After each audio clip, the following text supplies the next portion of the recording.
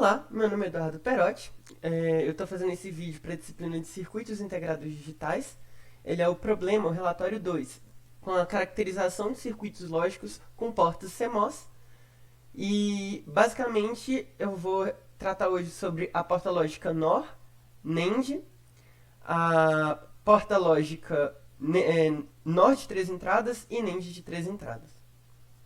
Bem, então a primeira porta vai ser a NOR. E aqui a gente tem, deixa eu dar um zoom, o esquemático feito no Synopsys. O único que eu fiz o layout foi da NOR, o layout da porta NOR. Quando eu criei o símbolo, né?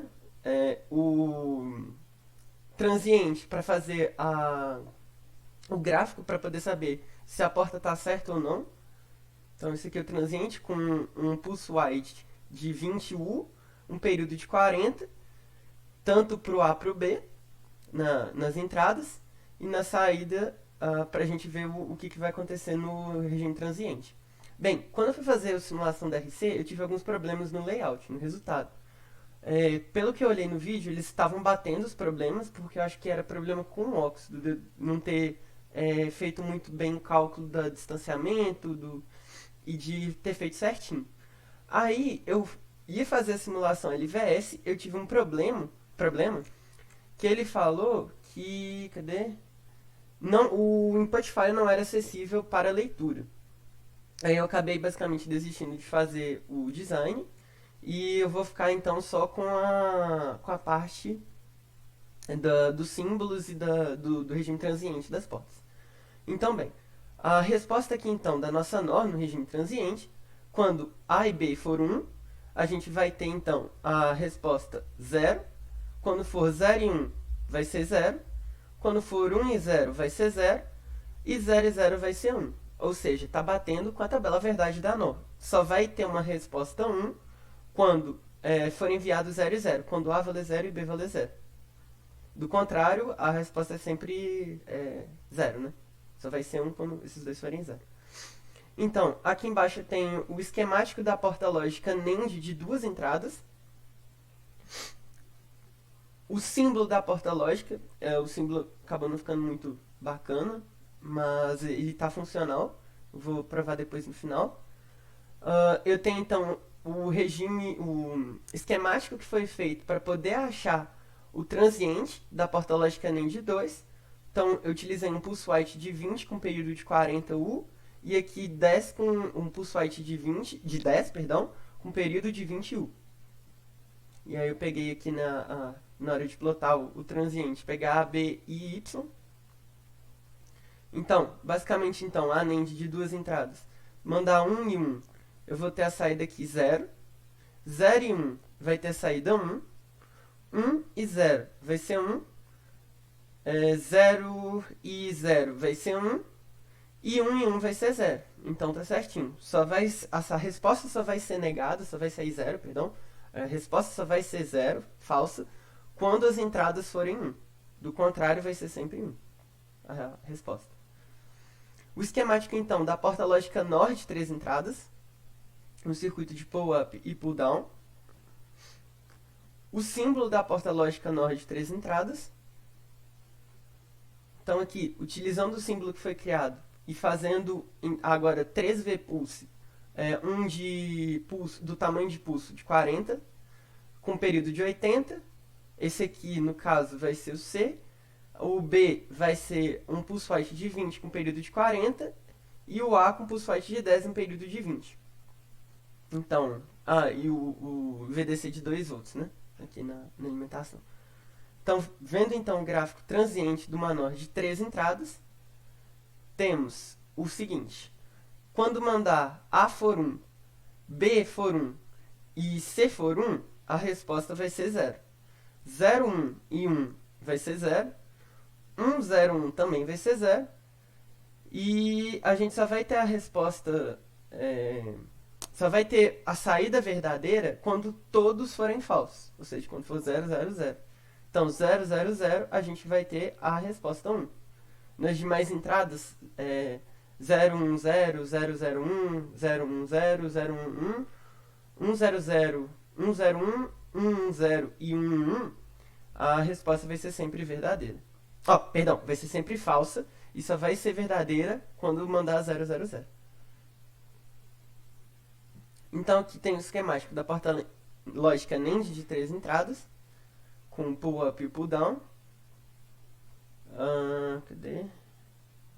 Aqui a criação do símbolo da NAND de 3 entradas, a criação do circuito utilizando-se do símbolo, né? Aqui a gente vai ter o pulse wide de 20 com período de 40, pulse wide de 10 com período de 20, um pulse wide de 5 com período de 10.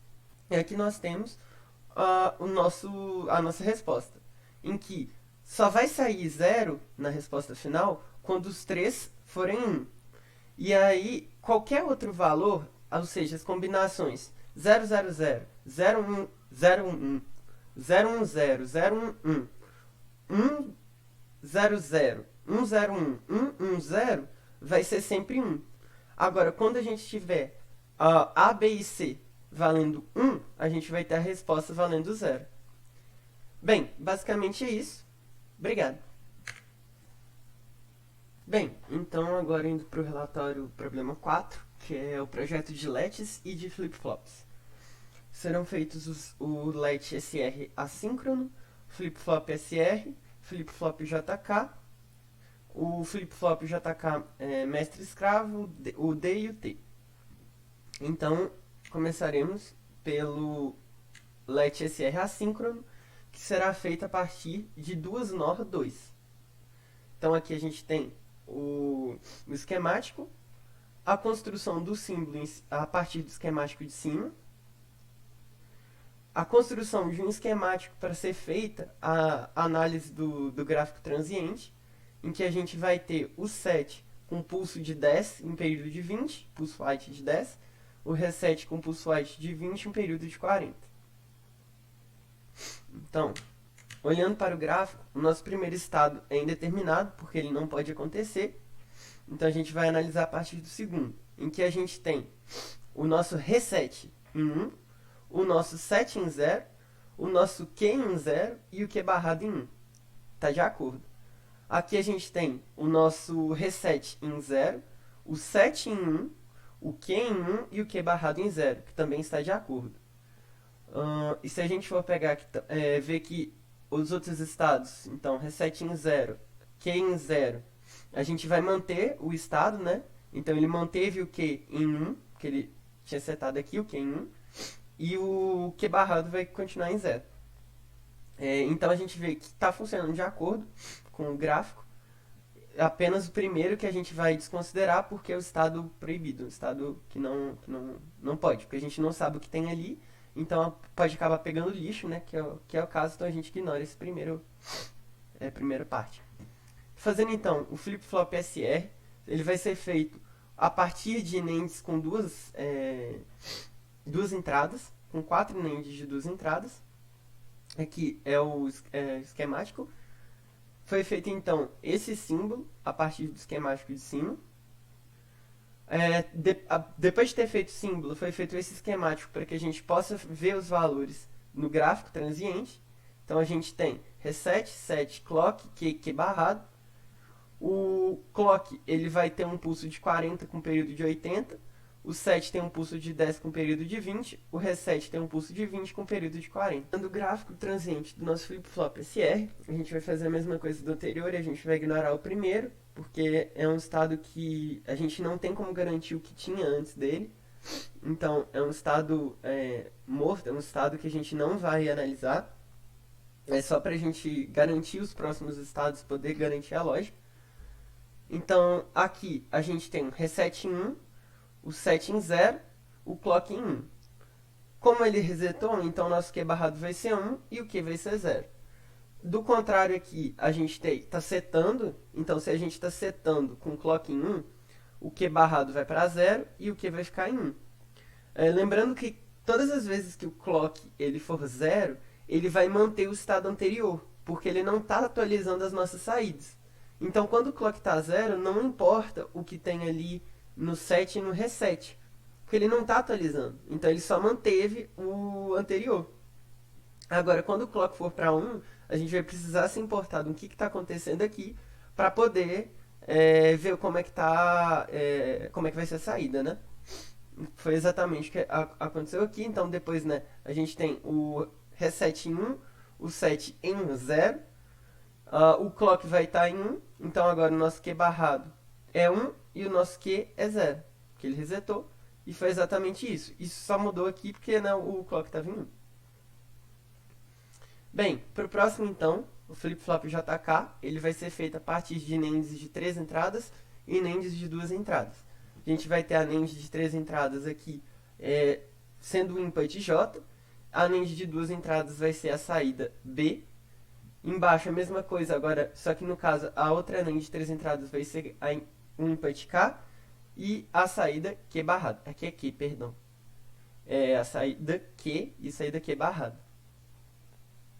Então, fazendo o símbolo do flip-flop JK, foi esse aqui. A partir do símbolo foi construído o seguinte esquemático para poder fazer o transiente do gráfico que a gente vê se as respostas estão corretas. Bem, então no nosso gráfico do transiente do flip-flop JK, a gente vai analisar toda vez que tiver a transição do clock de borda de subida e borda de descida. Quando a gente tiver, então, a borda de subida, quando for de 0 para 1, ele vai estar atualizando o mestre. E quando for de 1 para 0, ele vai atualizar as respostas, as saídas.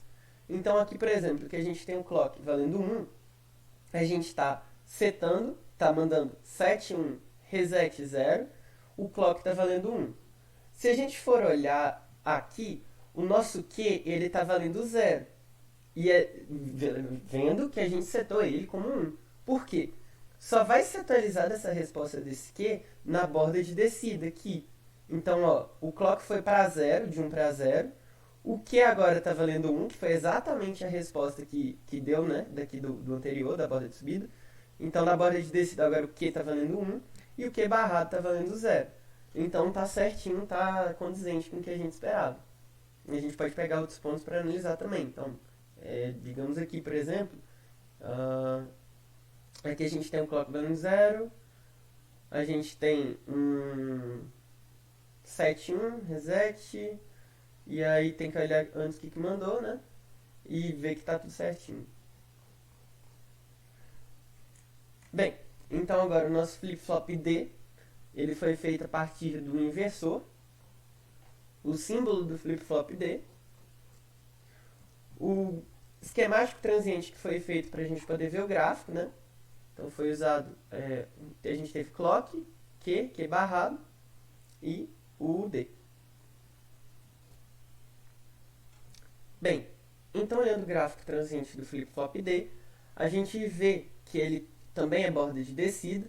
Então aqui, quando ele mandou 0 e na borda de descida do nosso clock, ele vai passar o valor então aqui, que o nosso Q vai valer 0, Q barrado vale 1. Exatamente o que acontece antes. Ou seja, a gente está mandando 1, então aqui o Q, o clock é borda de subida, né? Então aqui o nosso Q está valendo 1 e ele só vai valer 0 quando ele mandar, quando o D mandar 0 e tiver um clock borda de descida. Quando for de 1 para 0, que foi exatamente aqui, ele vai pegar e vai atualizar com a resposta do D. Então agora o nosso Q está valendo 0 e o Q barrado está valendo 1. Mesma coisa aqui. Então aqui, agora o nosso valor aqui de D é 1. O nosso clock ele é 0. Então não está mudando nada aqui. Quando deu a borda de subida aqui em 1, ele continua como 1. Porém, ele só vai atualizar quando for dada a borda de descida aqui, quando o clock estiver caindo, em 1, né? Então ele vai atualizar o valor de Q para 1 e Q barrado vai ser 0. Que a gente vê que vai ser exatamente esse padrão, né? Então tá certinho.